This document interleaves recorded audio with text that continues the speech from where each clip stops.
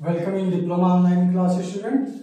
सबसे पहले देखते हैं हम पिछले लेक्चर पर क्वेश्चन दिया गया था 1 into 2 plus 2 into 2 square plus 3 into 3 2 पर power cube plus dash dash का n पदों तक योग ज्ञात करें। ठीक है, तो इसे आप कैसे करेंगे? सबसे पहले हम देखते हैं कि यस जो यह सोल्यूशन होगा वह यस ले लेंगे पहले, यानी कि योग सम, ठीक है, के बराबर ले लेते हैं।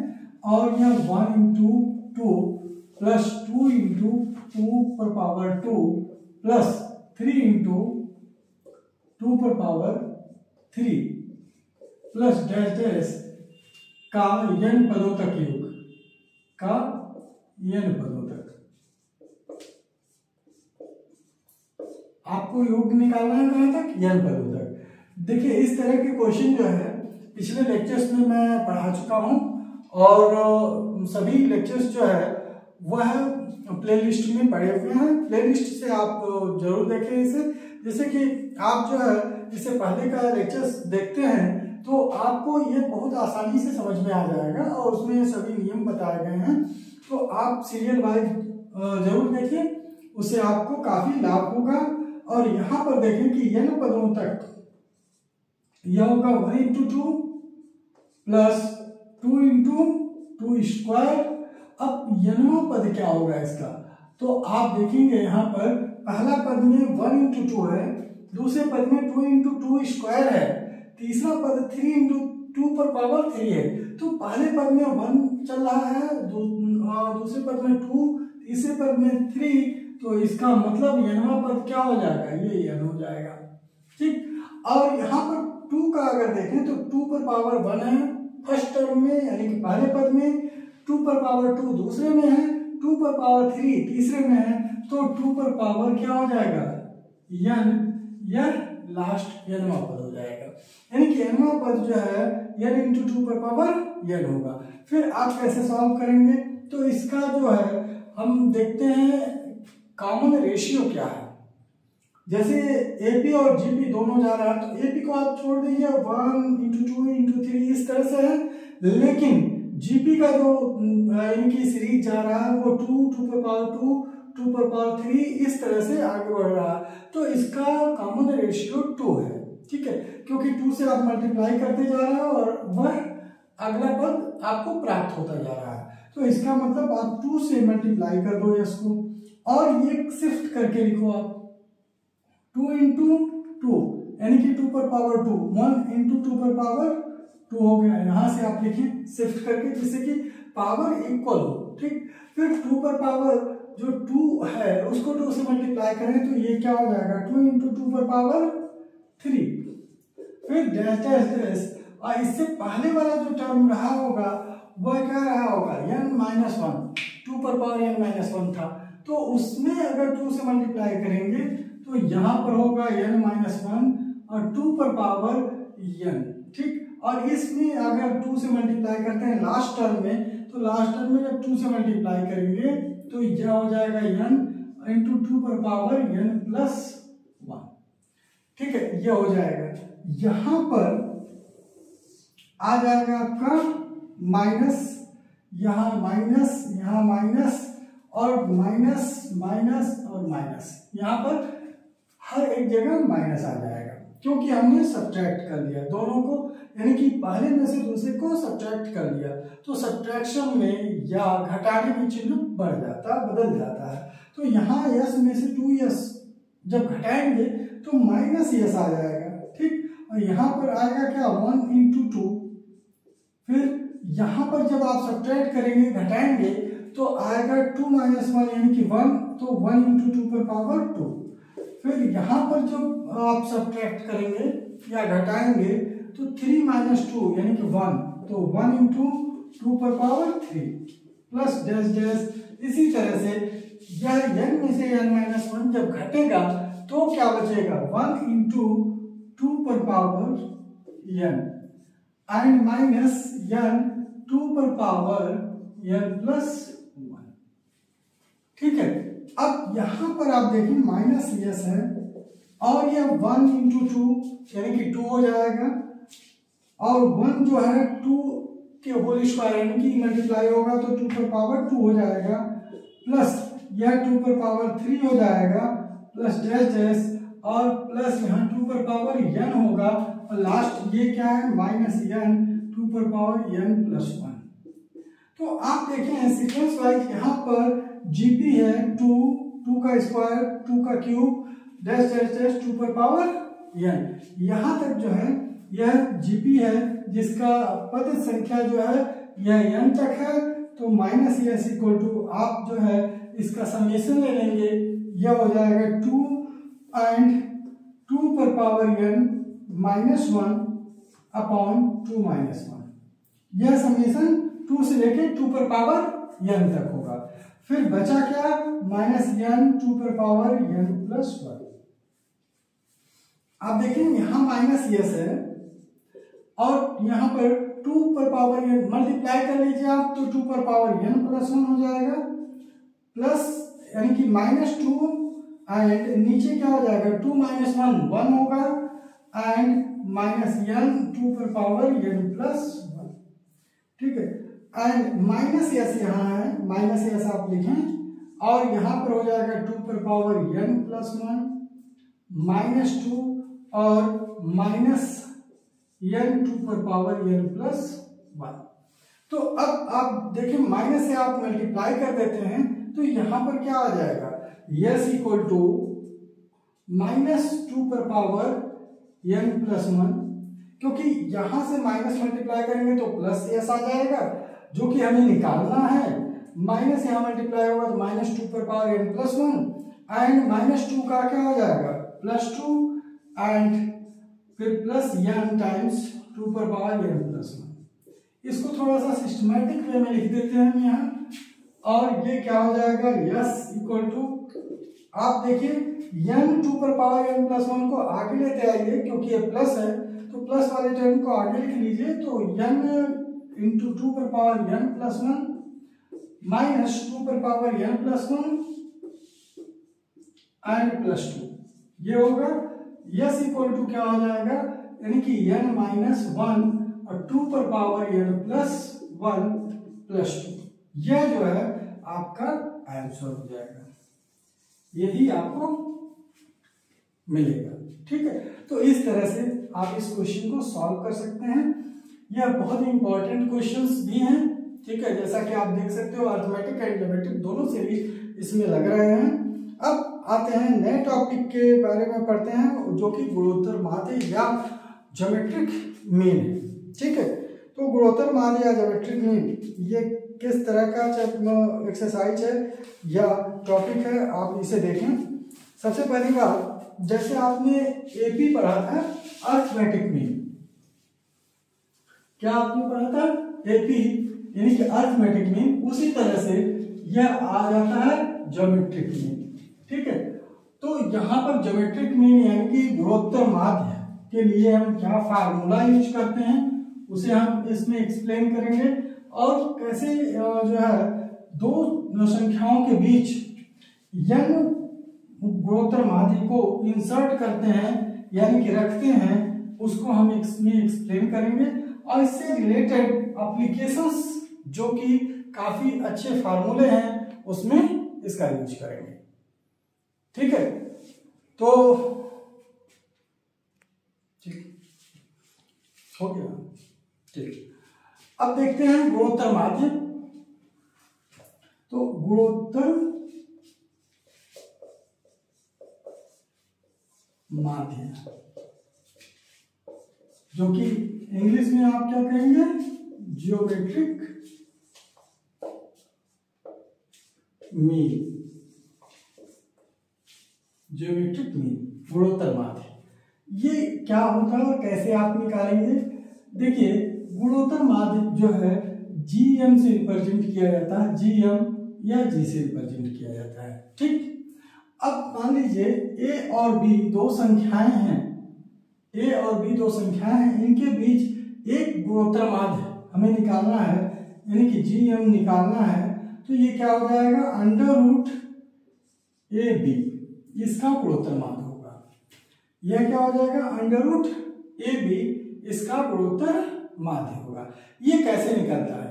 मान लीजिए आप जो है ए और बी के बीच x गुणोत्तर माध्य रख दिए, x उसका गुणोत्तर माध्य है, तो ये गुणोत्तर श्रेणी में ही होगा। आपको ये समझना होगा, यह ए एक्स बी भी गुणोत्तर श्रेणी में होगा। और गुणोत्तर श्रेणी के डेफिनेशन के अनुसार, परिभाषा के अनुसार यह क्या होना चाहिए? x अपॉन ए, यानी कि second term upon first term equal to third term b upon second term x। ठीक है, तो हम जो है क्रॉस मल्टीप्लाई करें तो ये क्या हो जाएगा? x into X equal to A B, यानी कि x square equal to A B, यानी कि x इक्वल टू क्या हो जाएगा? Under root A B. यह अंडर रूट ए बी हो जाएगा। ठीक है, तो इसका मतलब है x क्या है? गुणोत्तर माध्य, यानी कि gm जो कि है। क्लियर? अब ये देखते हैं क्या गुणोत्तर माध्य समांतर माध्य से बड़ा होगा या छोटा होगा। ठीक है, तो इस चीज को हम एक एग्जांपल के तौर पर देख लेते हैं कि 2 और 8, मान लीजिए एक संख्या है 2 और 8, दो संख्याएं हैं, इनके बीच अगर हम समांतर माध्य निकालते, ध्यान दीजिएगा, समांतर माध्य निकालते तो समांतर माध्य को किसे रिप्रेजेंट करते हैं? एम, जो कि पिछले चैप्टर में आप पढ़ चुके हो, समांतर श्रेणी में पढ़ चुके हो आप। तो एम निकालने के लिए क्या होता है? A plus B by two, A plus B by two, जहां की ए क्या है? ए आपका 2 है एंड बी क्या है? 8 है। अगर 2 और 8 संख्याएं हैं तो ए क्या है? 2 है, बी 8 है। तो a plus B by two मतलब क्या हो गया? 2 प्लस 8 बाई टू, यानी कि 10 बाई टू, 5। यह इसका समांतर माध्य हो गया। लेकिन इसका गुणोत्तर माध्य यानी कि जीएम क्या होता है? अंडर रूट ए बी, यानी कि जीएम क्या होगा? अंडर रूट ए बी, मतलब 2 इंटू 8, और ये हो जाएगा 16। तो अब देखिए 16 की वैल्यू क्या आएगी? 4। तो आप ये समझ सकते हैं कि 5 4 से बड़ा होता है। 5 4 से बड़ा है ना, तो इसका मतलब एम जो है, जो समांतर माध्य है, वो गुणोत्तर माध्य से बड़ा होता है। ठीक है, ये आप रिजल्ट ध्यान रखिएगा, क्योंकि ये क्वेश्चन पूछे जाते हैं। आप प्रूफ करें कि समांतर माध्य गुणोत्तर माध्य से बड़े होते हैं। ठीक है, तो आप उसको प्रूफ भी निकाल सकते हैं। और इस तरह से अगर किसी एग्जाम्पल के सहारे पूछा जाए तो एग्जाम्पल भी बता सकते हैं आप जो है कि जो है गुणोत्तर माध्य समांतर माध्य से छोटा या समांतर माध्य गुणोत्तर माध्य से बड़ा होता है। देखिए एक और सीरीज आता है हार्मोनिक प्रोग्रेशन। ठीक है, यानी कि हरात्मक श्रेणी, हार्मोनिक प्रोग्रेशन, जो कि उनका जो माध्य होता है हार्मोनिक मीन, वह गुणोत्तर माध्य से भी छोटा होता है, इसलिए इसे HM, यानी कि AM is greater than GM and GM is greater than HM। कभी कभी कंपटीशन में भी पूछ लेता है, तो आप यहीं से याद रखेंगे तो आपको याद हो जाएगा कि हमेशा अर्थमेटिक मीन यानी कि समांतर माध्य गुणोत्तर माध्य से बड़ा होता है और गुणोत्तर माध्य हरात्मक माध्य से बड़ा होता है, यानी कि हार्मोनिक मीन से बड़ा होता है। तो ये रिजल्ट आप याद रखें। ठीक है, अब चलिए देखते हैं कि अगर किसी दो गुणोत्तर श्रेणी यानी कि संख्या के बीच या दो संख्या के बीच n गुणोत्तर माध्य रखे जाए तो उसका फार्मूला क्या होगा, और उससे रिलेटेड हम क्वेश्चन सॉल्व करेंगे। ठीक है, तो यहां पर सबसे पहले a और b ले लेते हैं और उसके बीच n गुणोत्तर माध्य हम लेते हैं। और वो n गुणोत्तर माध्य कौन कौन से हैं भाई? मान लो आप a और b दो संख्याएं हैं। ठीक है, और इसके बीच n गुणोत्तर माध्य क्या करना है? आप हेडिंग इस तरह से लिख सकते हैं, दो संख्याओं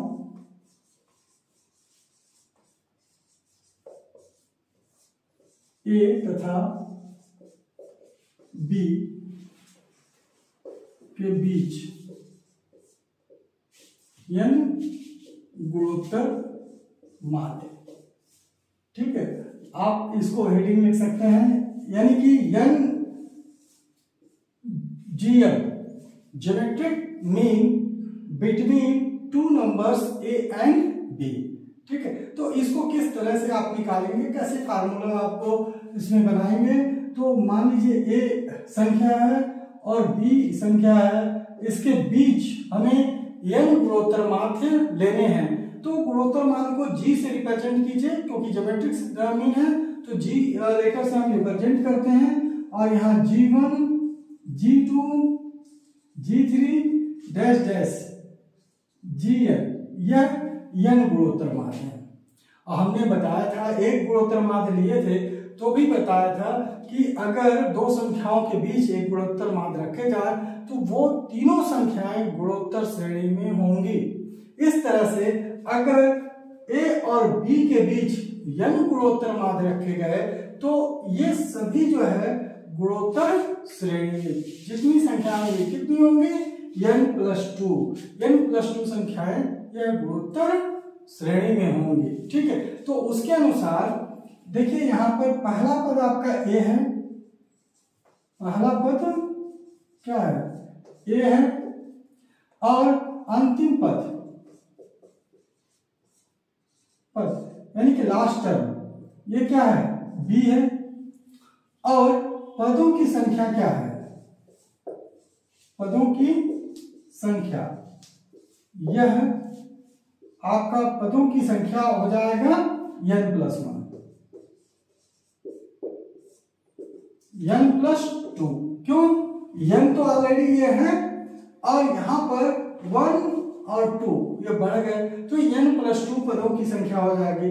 अब अगर आप देखें गुणोत्तर श्रेणी के पद की संख्या निकालना या पद निकालने के लिए जो फार्मूला यूज होता है Tn = तो Tn की जगह पर क्या है, b है, और पहला पद a है और r इसका कॉमन रेशियो अगर है तो r पर पावर n+2, क्योंकि पदों की संख्या क्या है, n+2 -1, यही होता है फार्मूला। तो आप देखें यहाँ पर आप b/a लिख सकते हैं, a को इधर ट्रांसपोज कर दीजिए, r हमें निकालना है क्योंकि आप ये जानते होंगे गुणोत्तर माध्य मैंने पढ़ाया था तो वहां पर सर्वांतर d निकालना था, यानी कॉमन डिफरेंस d की वैल्यू निकालकर और उस पहले पद में ऐड करते चले जाते तो हमें गुणोत्तर माध्य मिलता चला जाता। उसी तरह से हम यहाँ पर r निकालेंगे और r की वैल्यू हम मल्टीप्लाई करते चले जाएंगे, क्योंकि ये गुणोत्तर श्रेणी है तो यहाँ पर अगला पद मिलता चला जाएगा। ठीक, तो यहाँ पर r का पावर n+1 ये हो जाएगा। अब यहाँ पर देखें r = क्या हो जाएगा, r = b/a पर पावर 1/n+1, r = b/a पर पावर 1/n+1 ये होगा। और यहाँ पर ये r की वैल्यू हो गई। ठीक, यही एक फार्मूला हो गया जिससे आप गुणोत्तर माध्य निकालते चले जाएंगे, n गुणोत्तर माध्य निकालते चले जाएंगे। जैसे पहला गुणोत्तर माध्य g1 ये क्या हो जाएगा, ar, यानी कि ar का मतलब क्या होगा, a और b/a पर पावर 1/n+1। ठीक, अब g2 निकालना है तो ar² मीन्स a और b/a पर पावर 2, यहाँ स्क्वायर करेंगे तो पावर 2 हो जाएगा, 2/n+1। ठीक, इसी तरह से g3 निकालेंगे तो ar³ यह हो जाएगा 8 और b/a पर पावर 3n+1।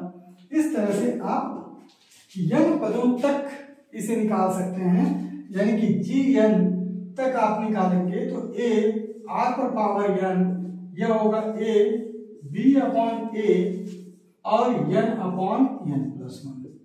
ठीक, तो इस तरह से n गुणोत्तर माध्य आपका निकल जाएगा, यह फार्मूला होता है।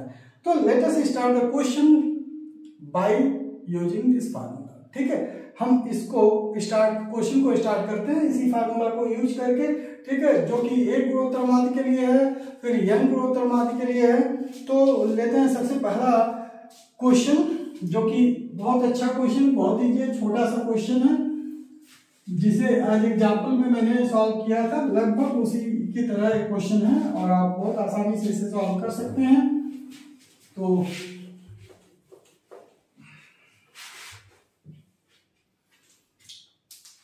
आप यहां देखें क्वेश्चन ये दिया हुआ है 4 और 25 के को यानी कि का गुणोत्तर माध्य निकालें, यानी कि 4 और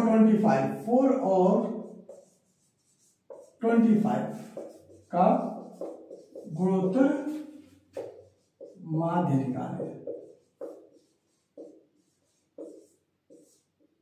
ठीक, तो यहां पर सॉल्यूशन में आप जानते हो क्या लिखना है, किस तरह से रिप्रेजेंट करना है। कभी कभी एक एक नंबर के क्वेश्चन जो है दिए जाते हैं और इसी तरह के क्वेश्चन दिए जाते हैं, तो आप अगर जानोगे, सॉल्व करना आता है आपको, तो बहुत आसानी से 1 मार्क्स आपका हो जाएगा। ठीक है, तो छोटे क्वेश्चन को भी ये छोड़िए नहीं, उसे सॉल्व कीजिए। ठीक, कहीं न कहीं वो 1 मार्क्स जो है आपका सिक्योर करता रहेगा। ठीक, तो यहाँ पर देखिए ए की जगह 4 और बी की जगह 25, तो इसका मतलब क्या होगा, जो गुणोत्तर माध्य GM होगा वह √AB, यही होता है √AB, यानी कि 4 × 25। आप जानते हो 4 × 25 इट इज 100, और 100 का स्क्वायर रूट क्या होगा 10, और यही इसका गुणोत्तर माध्य होगा। आंसर क्या हो जाएगा 10। बहुत सही। इस तरह के question with in the minute या कह लीजिए इन फ्यू सेकेंड आप कर सकते हो। एंड इस तरह के जितने क्वेश्चन हैं आपको अगर आ गए तो 1 मार्क्स श्योर आपको दिलवा देंगे, इसमें कोई डाउट नहीं रहेगा। ठीक है, नेक्स्ट क्वेश्चन हम देखते हैं इससे रिलेटेड, जो कि है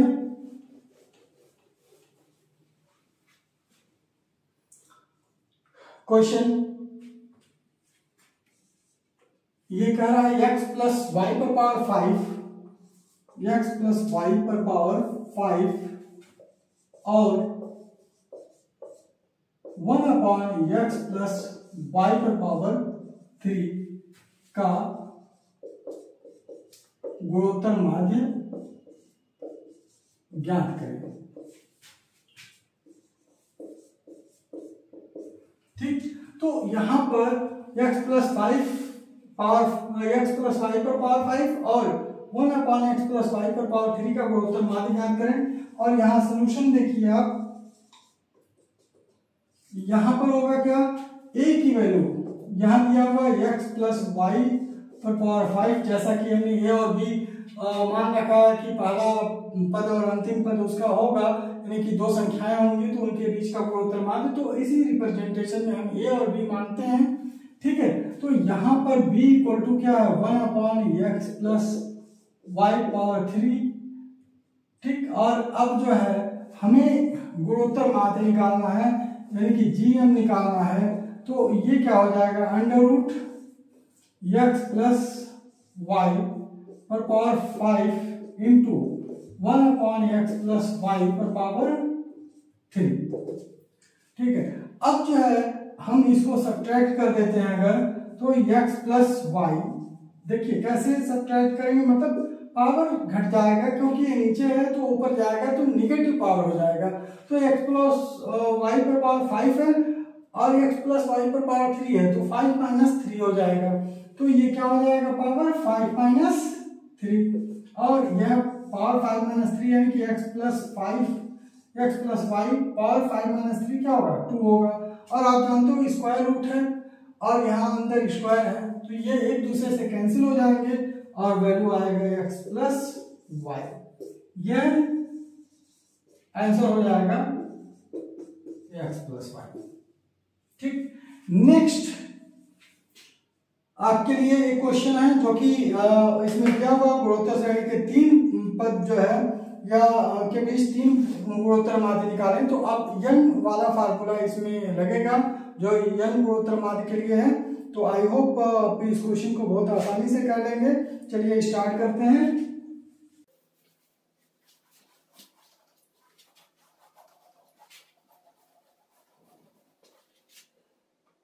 क्वेश्चन है 1/3 और 432 के बीच, 1/3 और 432 के बीच 3 गुणोत्तर माध्य, 3 या आप हिंदी में भी ले सकते हैं 3 गुणोत्तर माध्य ज्ञात करें। इस तरह से क्वेश्चन आएगा। ठीक है, तो आप सॉल्यूशन कैसे इसका सॉल्व करेंगे, कैसे सॉल्यूशन निकालेंगे, तो आप देखिए फार्मूला जो आप निकाले हैं उसका प्रयोग करेंगे। यहाँ क्या है, a = 1/3 एंड b = 432 ये है, तो इसका 432 ये है और 1/3 ये है, 3 गुणोत्तर माध्य ज्ञात करना है। तो यहाँ पर n की संख्या क्या है, 3, क्योंकि 3 ही गुणोत्तर माध्य ज्ञात करने हैं। ठीक, अब जो है यहाँ पर क्या हो जाता है, r की वैल्यू आप निकालते हो।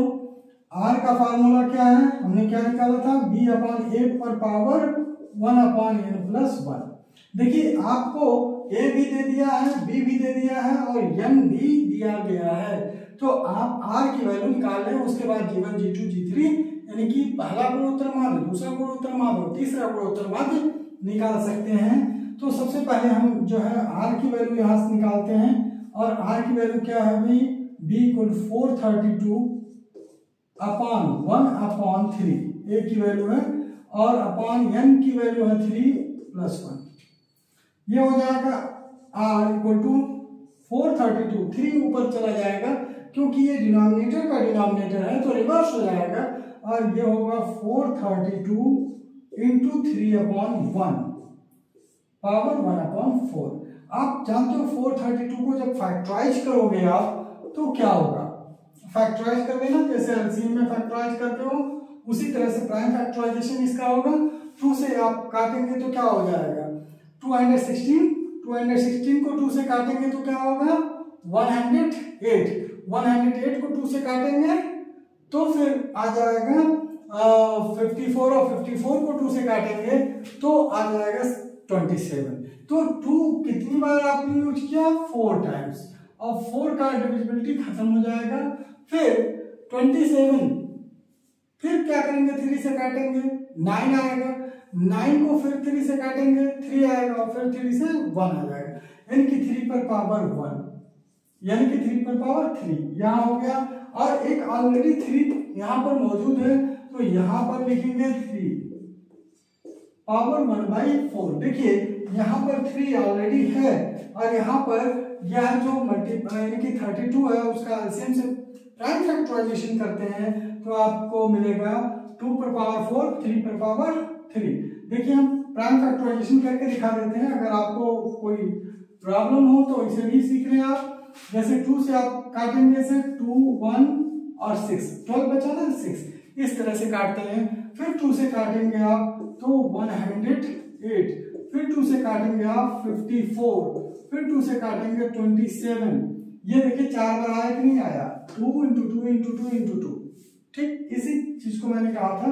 फिर 3 से काटेंगे आप 9, फिर 3 से काटेंगे 3, और फिर 3 से 1। ये कंटिन्यूअस 3 × 3 × 3 आया, तो ये 2 पर पावर 4 × 3 पर पावर 3 × 3 और 1 पर पावर, ये टोटल पर पावर 1/4। तो इस तरह से आप सॉल्व कर लेंगे इसे, और पुनः इसे जो है पावर लगाएंगे तो r = क्या हो जाएगा, 2 पर पावर 4 × 3 पर पावर 4, क्योंकि ये 3 पर पावर 3 है, फिर 3 पर पावर 1, 3 पावर 4 अपॉन 1/4। ये क्या हो जाएगा, आप देखें तो यहाँ 2 × 3, और जब पावर इनका एक साथ ले लेंगे तो 4 होगा, तो 4 × 1/4। ठीक, ये कैसे 4 हो गया, आप देखो दोनों पर पावर है ना, सेम पावर है, तो उन सेम पावर के साथ ही से लिखा जा सकता है, एक ही साथ उस सेम पावर को लगा सकते हो आप। और जो है यहाँ से 4 से कट जाएगा, 2 × 3 आएगा, और 2 × 3 क्या हो जाएगा, 6 हो जाएगा। और यह 6 जो है इसका r की वैल्यू हो गई। आर की वैल्यू क्या हो गई 6 हो गई। अब जो है हमें पहला, दूसरा, तीसरा ये गुणोत्तर माध्य निकालना है। तो पहला गुणोत्तर माध्य G1 ये क्या होता है A इंटू आर। ये देखिए क्या है, ये है 1/3, तो 1/3 इंटू 6 हो जाएगा। 6 को 3 से काट दीजिए 2 आएगा, तो यहाँ पर पहला G1 क्या हो जाएगा 2 हो जाएगा। G2 क्या होगा AR स्क्वायर। AR स्क्वायर का मतलब 1/3 इंटू 6 का होल स्क्वायर, तो 1/3 इंटू 6 का होल स्क्वायर मतलब 1/3 इंटू 36, और 3 से 36 काटेंगे 12, ये वैल्यू आ जाएगा 12। और G3 जो लास्ट गुणोत्तर माध्य है वो क्या होगा, यहाँ पर AR3, यानी कि A की वैल्यू है 1/3, R की वैल्यू है 6 का होल क्यूब, यह हो जाएगा 1/3, 6 का होल क्यूब 216 होगा। 3 से 216 को काटेंगे 72, और ये इसका आंसर हो जाएगा 74। तो इस तरह से आप देखें, पहला जो गुणोत्तर माध्य है 2 हो गया, दूसरा गुणोत्तर माध्य 12 हो गया, और तीसरा गुणोत्तर माध्य 72 हो गया। यानी कि 2, 12 एंड 72 यहाँ पर आपका आंसर आ गया।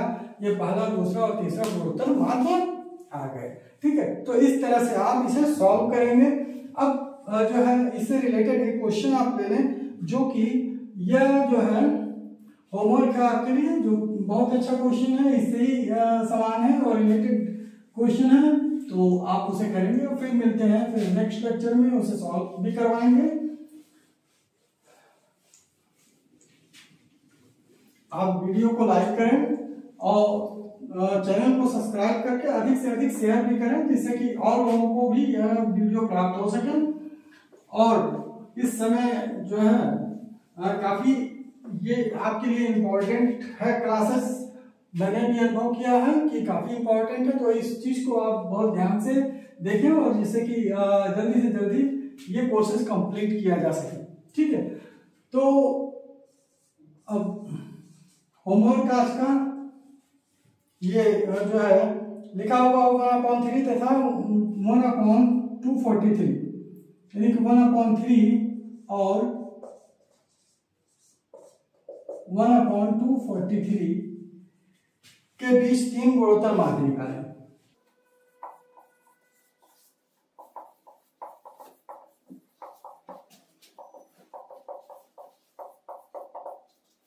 ठीक, तो उसी तरह का क्वेश्चन है, आप इसे सॉल्व करेंगे और फिर मिलते हैं गुणोत्तर माध्य के कुछ अच्छे और क्वेश्चन लेकर, जैसे कि आप उसके बारे में और समझ सकें। ठीक है, और गुणोत्तर श्रेणी की प्रॉपर्टी भी इसमें एक्सप्लेन की जाएगी अगले जो है लेक्चर में। तो फिर मिलेंगे अगले लेक्चर में। धन्यवाद।